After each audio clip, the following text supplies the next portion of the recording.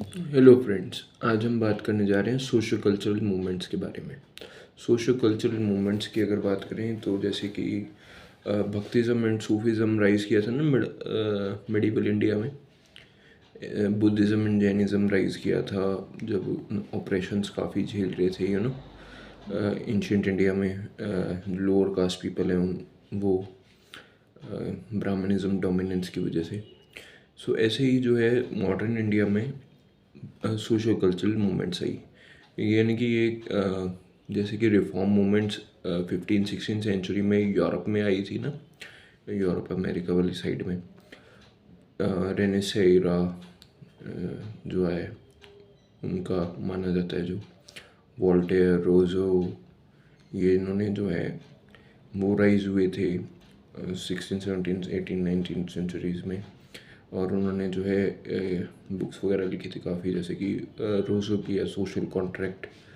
सो ऐसे ही करके जो है इंडिया में reform movements, socio cultural reform movements जो है वो स्टार्ट हुई। सोशो कल्चरल रिफॉर्म मूवमेंट्स क्यों स्टार्ट हुई, reasons leading to reform movements, वो ये था क्योंकि जो क्रिश्चियनिटी का जो है प्रोपोगेशन वो बढ़ रहा था बिकॉज ऑफ द ब्रिटिशर्स। और फिर ब्रिटिशर्स आए तो फिर काफ़ी सारी क्रिश्चियन मिशनरीज आई उनके साथ। सो उसको रोकने के लिए, कर्ब करने के लिए, कई सारे क्रिश्चियन ना बन जाएँ। स्प्रेड ऑफ इंग्लिश एजुकेशन काफ़ी हो चुका था, तो उसको फीलिंग ऑफ अनटचेबिलिटी थी लोगों में। फॉल्स रिचुअल्स जो है वो फॉलो कर रहे थे लोग। Historical research of ancient Indian history, religious feuds, impact of railways and new postal system, contribution of press, birth of, तो इन सब रीज़न से जो है लेकिन ये जो रिफॉर्म मूवमेंट्स हुई ना, ये रिफॉर्म मूवमेंट्स थी कास्ट अनटचेबिलिटी वगैरह इनके अगेंस्ट थी। मतलब ये वो अगेंस्ट नहीं थी उस टाइम की, जैसे कि साहब ये कि हिंदूज़ में कन्वर्ट हो जाओ, क्रिश्चियंस वगैरह, ये उस चीज़ पे नहीं थी। ये सिंपल ये बता रहे थे कि भाई क्या करना चाहिए, क्या नहीं करना चाहिए आपको, सिंपल। और क्या रैशनल व्यू है, क्या रैशनल व्यू है, तो रैशनल व्यू को अपनाना चाहिए। तो ये मतलब काफ़ी एडवांस पीपल की जो है थिंकिंग की थी।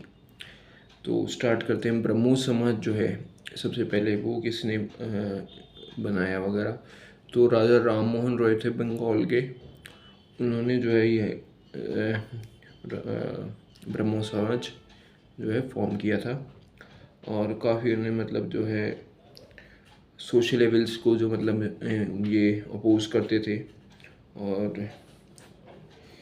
1772 में इनका जो है बर्थ हुआ था। तारणी देवी इनकी मदर का नाम था। ऑर्थोडॉक्स फैमिली से ही आते थे मतलब ये। लेकिन जो है इनके फादर वगैरह जो है वो रमाकांत थे, और वो मतलब जो है ब्रिटिशर्स के लगे हुए थे उधर, उनके अंडर थे। तो रिफॉर्म्स ऑफ राजा राम मोहन रॉय की बात की जाए तो ये आइडल वर्शिप के अगेंस्ट थे, सुपरस्टिशन एंड फॉल्स रिचुअल्स के अगेंस्ट थे, एविल्स इन क्रिश्चियनिटी के अगेंस्ट थे। मतलब इनकी बात की है इन्होंने, एविल्स इन क्रिश्चियनिटी वगैरह के बारे में। और इनकी जो है मैगजीन्स वगैरह भी लिखी हैं इन्होंने, जैसे कि स्टार्टेड मैगजीन्स कॉल्ड संवाद कमुदी इन बांग्ला, ये बांग्ला में थी। मिरातुल अकबर, ये इनकी पर्शियन में थी। He wrote books on subjects like grammar, geography, astrology, ये सब बुक्स इन्होंने लिखी है ग्रामर, एस्ट्रोलॉजी, जोग्राफी के बारे में। लेकिन किस में लिखी? बांग्ला में लिखी। He was in favour of teaching English, western science and literature to the, ठीक है। तो ये रैशनल व्यू के थे, तो इन्होंने जो है इंग्लिश को बिल्कुल पूरा सपोर्ट किया था कि जो है इंडियन स्टूडेंट्स को जो है वो वेस्टर्न साइंस लिटरेचर की जो है नॉलेज देनी चाहिए। और इन्होंने जो है 1828 में ब्रह्मो समाज की फाउंडेशन करी थी, जिसमें कि ब्रह्मो समाज के जो फीचर्स थे वो ये थे कि वर्शिप ऑफ वन ब्रह्मो और God, not to worship any other god or goddesses, disbelief in idol worship, lead a simple and pious life, disbelief in caste system, condemnation of false rituals and superstitions, to acquire knowledge and spread it, equality among men and women, and to improve conditions of women. और growth of ब्रह्मो समाज जो है वो इनके time में मतलब हुआ काफ़ी। और फिर जो है इनके जो डिसिपल्स थे, फॉलोवर्स थे, उनके उनमें देवेंद्रनाथ टैगोर जी थे। उनके सामने मतलब इनका जो है काफ़ी ब्रह्म समाज फैला। तत्वबोधि समाज वगैरह जो है ये वो रखते थे। 1846 में इन्होंने मतलब जो है वो रखी थी। प्रीचर्स वगैरह काफ़ी बुलाए थे उन्होंने तत्वबोधिनी पाठशाला में। तत्वबोधिनी मैगज़ीन भी इन्होंने जो है स्टार्ट की थी। प्रेयर बुक ही कंपाइल्ड। और इनके बाद फिर जो है केशव चंद्र सेन आए। उन्होंने इनके टाइम भी ब्रह्मो समाज काफ़ी फैला। और देवेंद्रनाथ टैगोर और केशव चंद्र सेन के बीच में फिर एक बार कुछ बनी भी नहीं, तो ये सेपरेट भी हो गए थे फिर। तो दोनों का मतलब चल रहा था, लेकिन मतलब उनका अलग जो व्यू पॉइंट था, उनका अलग जो व्यू पॉइंट था। तो इनके बाद जो है धीरे धीरे जो है ब्रह्मो समाज डिक्लाइन होना स्टार्ट हुआ आफ्टर केशव चंद्र सेन एंड देवेंद्रनाथ टैगोर। तो लेकिन अभी भी जो है इनकी जो है फॉलोवर्स वो जो फॉलो करते हैं ब्रह्मो समाज को, वो हमें देखने को मिल जाएंगे। फिर अगर हम बात करें स्वामी दयानंद सरस्वती की, तो स्वामी दयानंद सरस्वती जो है वो गुजरात से आते हैं और आर्य समाज की उन्होंने फॉर्मेशन की थी 1875 में बॉम्बे में। और इनका जो है रियल नेम जो था वो मूल शंकर था। फिर जो है इनका नाम स्वामी दयानंद सरस्वती बाद में पड़ा। और इनके जो गुरु का नाम था वो गुरु वर्जानंद था। और ये मतलब वैसे बचपन से ही काफ़ी जो है इंटेलिजेंट थे। और शिवरात्रि के दिन जो है इनको एनलाइटमेंट हुआ कि भाई हम तो प्रसाद चढ़ाते हैं और चूहा आके खा जाता है, तो फिर क्या फ़ायदा चूहा ऐसे प्रसाद चढ़ाने का। तो फिर ये जो है वहाँ से चले जाते हैं और स्वामी वर्जानंद से मिलते हैं और उनको अपना गुरु मानते हैं। और जो है ये इनका नारा था गो बैक टू वेदास। ये जो है वेदास की सेंक्टिटी को जो है मानते थे और संस्कृत की को भी मानते थे मतलब। और फिर जो है धीरे धीरे 1875 में बॉम्बे में इन्होंने आर्य समाज की एस्टेब्लिशमेंट करी। और फिर भी ये धीरे धीरे फैला पूरे ऑल ओवर इंडिया, और मेनली पंजाब, राजस्थान साइड और बॉम्बे साइड वगैरह। ये जो है इनकी काफ़ी ब्रांचेस थी, यूपी, गुजरात साइड, महाराष्ट्र। और डेथ जो है इनकी हुई 1883 में अजमेर में। इनको पॉइजन दे दिया गया किसी ने, इनके फॉलोवर वगैरह में से किसी ने। इनकी अगर टीचिंग्स की बात की जाए आर्य समाज की, कि वो ये थी कि ये कहते थे कि ट्रू नॉलेज जो है अटेन करना वो बहुत ही ज़रूरी है, एसेंशियल है। और ये तभी आ सकता है and can be attend from God only. God is the only source of true knowledge. वही हैं जो सही, सच्चे, दया के सागर, और क्या बोलते हैं आपके नॉलेज मतलब विद्या के सागर, मतलब वो जो भी है वो सब भगवान ही है। मतलब worship God with true heart, ठीक है। The Vedas contain true knowledge about God, always speak truth, shun ignorance and spread the light of knowledge, always do noble and pious deed, physical as well as spiritual growth is necessary, God is merciful, just, unborn, omnipresent, omnipotent, immortal. The purpose of Arya Samaj is to eradicate evil practice and work for the welfare of the people. तो और 5 यजनास जो है वो भी इन्होंने implement की। इन्होंने कहा कि गॉड को प्रे करो, पेरेंट्स को जो है वो सर्व करो, उसको कहा गया पितृ यजना। और गॉड को प्रे करने को कहा गया ब्रह्म यजना। हवन को परफॉर्म करने को कहा गया देव यजना। और अगर कोई बाहर से आए अतिथि हो तो उसको जो है पूरा सत्कार करो, अतिथि यजना। और कोई अगर प्रॉब्लम में हो, सौरों में हो, उसकी हेल्प करो, तो उसको कहा गया दान यजना। और ये जो है आइडल वर्शिप को ये भी कंडेम करते थे, फॉल्स रिचुअल्स को ये भी कंडेम करते थे, कास्ट सिस्टम को ये भी कंडेम करते थे, और वीमेन की इक्वलिटी की बात ये भी करते थे। तो मतलब जो है सिमिलैरिटीज़ भी मतलब काफ़ी देखने को मिल रही हैं हमें ब्रह्मो समाज आर्य समाज के बारे में। अचीवमेंट्स ऑफ आर्य समाज की बात करें तो रिलीजियस फील्ड में इनकी काफ़ी अचीवमेंट रही, फिर सोशल फील्ड में रही, फिर इनका जो है जैसे कि आर्य समाज की जैसी पॉपुलैरिटी बढ़ती गई तो इनका जो है कंट्रीब्यूशन जो है वो एजुकेशन में भी बहुत हुआ। और जैसे कि हम देखते ही हैं डीएवी स्कूल्स जो हैं वो इन्हीं की देन है, दयानंद इंग्लू वैदिक स्कूल्स, गुरुकुल्स वगैरह जो है वो भी काफ़ी उस टाइम गुरुकुल इस्टेब्लिश किए स्टार्टिंग में, और फिर धीरे धीरे आजकल कॉलेजेस तक बहुत मतलब पहुँचे हैं। नेशनल और ऑल ओवर इंडिया है इनके कॉलेजेस जो हैं। National movement in Arya Samaj में भी मतलब इनका जो है वो योगदान था। लाला लाजपत राय जो थे वो आर्य समाज के ही फॉलोवर थे, तो ये भी कह सकते हैं कि भाई नेशनल मूवमेंट में भी काफ़ी बड़ा रोल रहा है आर्य समाज का। स्प्लिट इन आर्य समाज की बात की जाए तो जैसे ही श्रद्धानंद जी जो है आफ्टर जो स्वामी दयानंद सरस्वती की बात आई, उनके बीच में मतलब जो है उनसे और जो और फॉलोवर थे उनके बीच में बनी नहीं, तो ये इनका जो है स्प्लिट हो गया। तो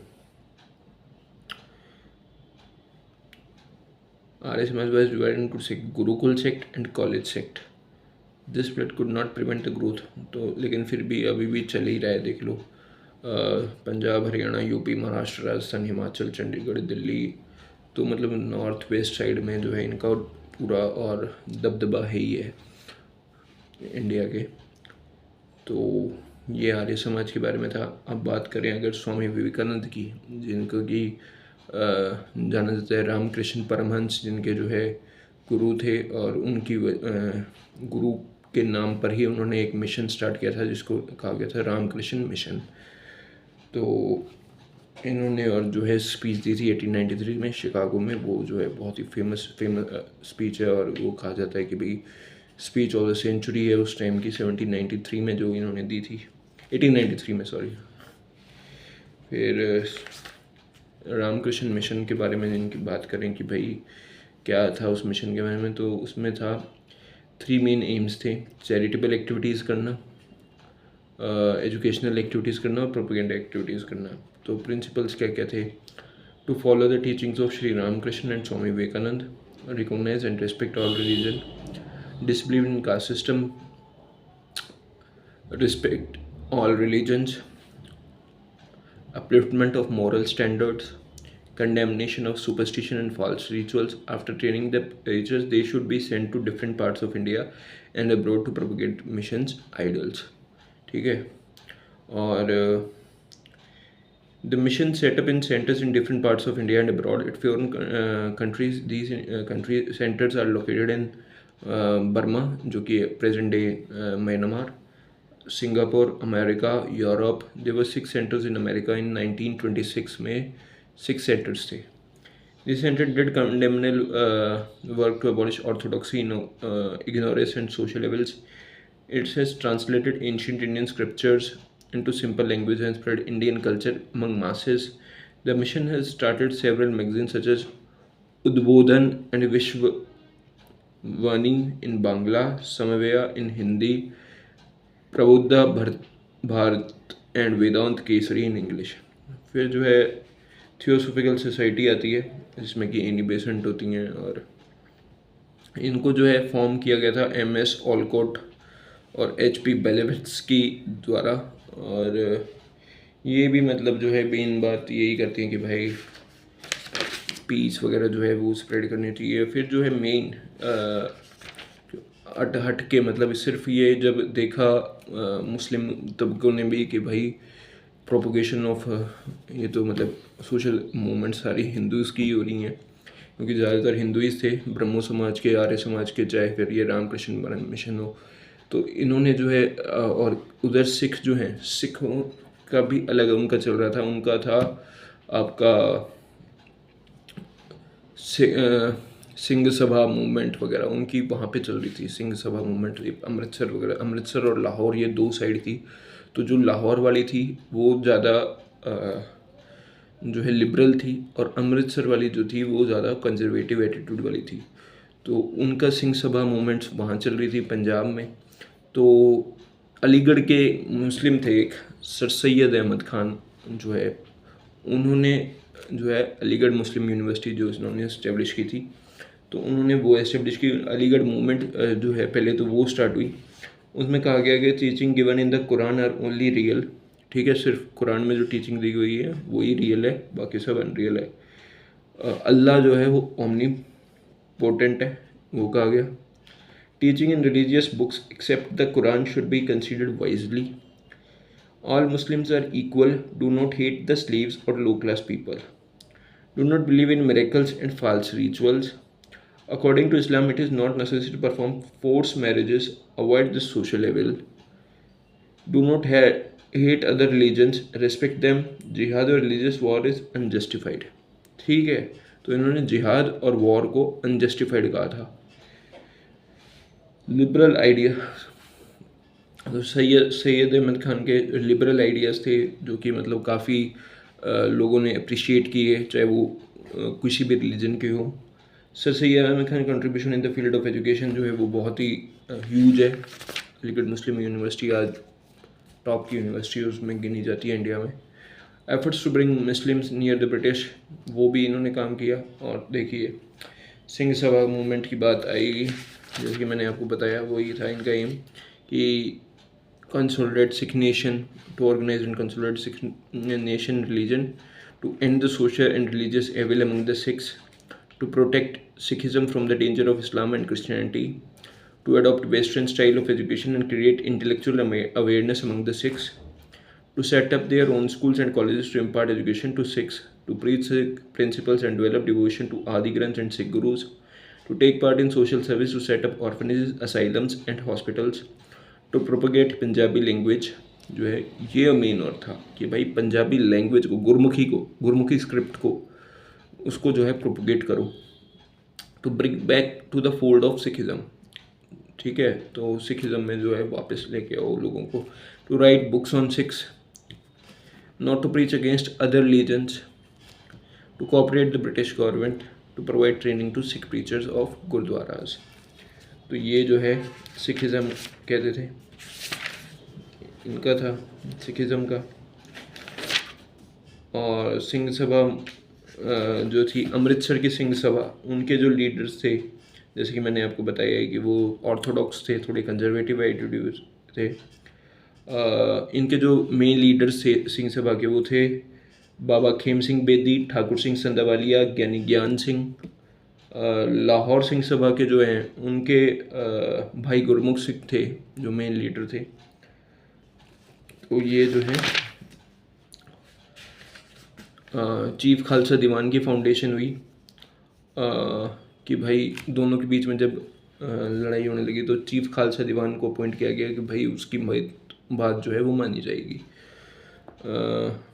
उनकी अपॉइंटमेंट हुई और ultimately in 1902 to combine all the सभाज and to bring unity among them, ठीक है, 1902 में चीफ खालसा दीवान की अपॉइंटमेंट हुई।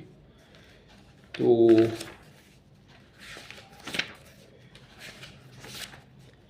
ये सब है मेन एनिमी का, यही था इन सोशल फील्ड में, मतलब जो है पॉलिटिक्स कि भाई कैसे भी करके जो है सोशो कल्चरल मूवमेंट डेवलप हुई इससे, इन सब प्रैक्टिस से। और ये जो है यही बताते हैं कि भाई अपने सबसे मिलजुल कर रहो और न्यू एजुकेशन जो है वो भी लेनी ज़रूरी है। और वेस्टर्न एजुकेशन मतलब समय के साथ चलो, मतलब इनका सबका सोशो कल्चरल मूवमेंट्स का कहना यही था शॉर्ट में। सो ये सब है सोशो कल्चरल मूवमेंट्स के बारे में। कल हम बात करेंगे डिप्रेस क्लासेस मूवमेंट्स के बारे में।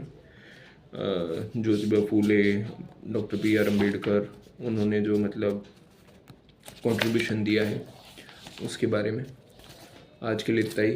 सो thank you so much, bye, कल मिलते हैं। फिर like share and subscribe and comment. Thank you.